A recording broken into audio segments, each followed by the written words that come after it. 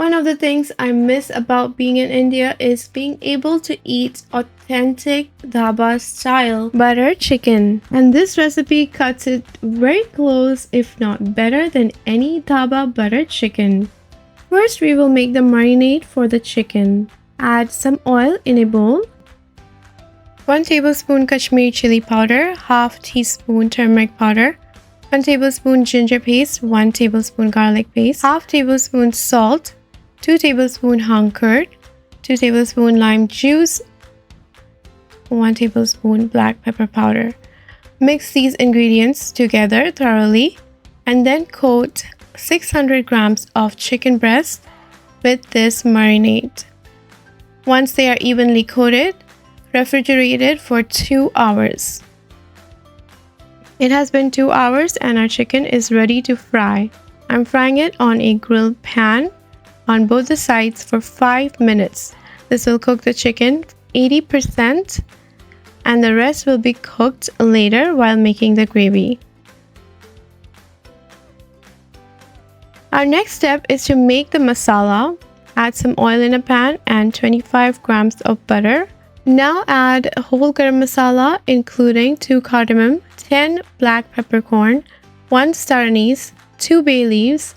Mix all of these flavors so that they are infused into the oil. Then we will add 1 whole open black cardamom, 8 to 10 cloves. Mix all of these together.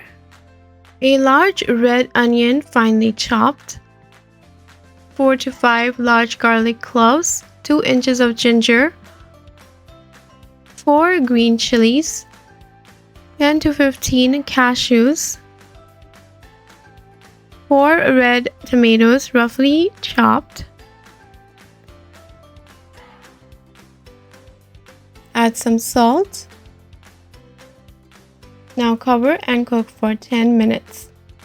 It's been 10 minutes and our tomatoes have wilted completely. We forgot to add cinnamon sticks, so I'm going to add them now.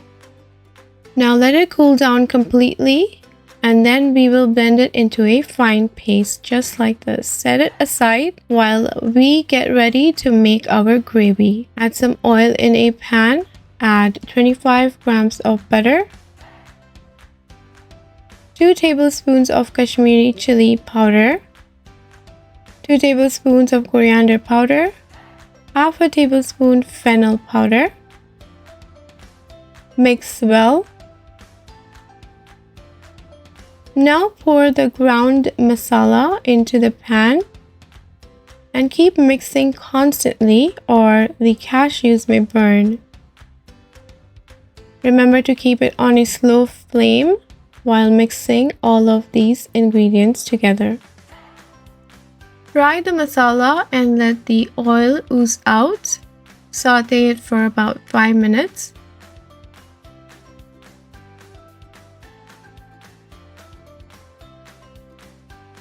Now add some water so that the masala doesn't burn. You can also sieve the masala if it is not finely ground. Add the required amount of water if you want the gravy to be thinner. Mix well and taste the salt. Now start adding our chicken breast pieces that we fried earlier into our gravy, one by one. This is where the rest of the 20% will be cooked completely for the chicken.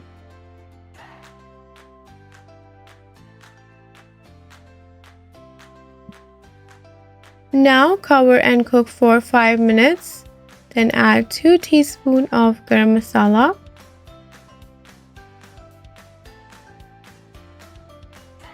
crush kasuri methi in your palms for extra flavor, and add some fresh cream.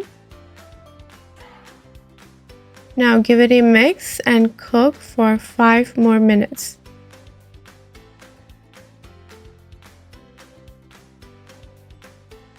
Now you can add some butter on top since it is butter chicken and garnish it with fresh coriander. There, our recipe is done. It smells absolutely divine and tastes amazingly delicious. You have to give this recipe a try. You will not regret it.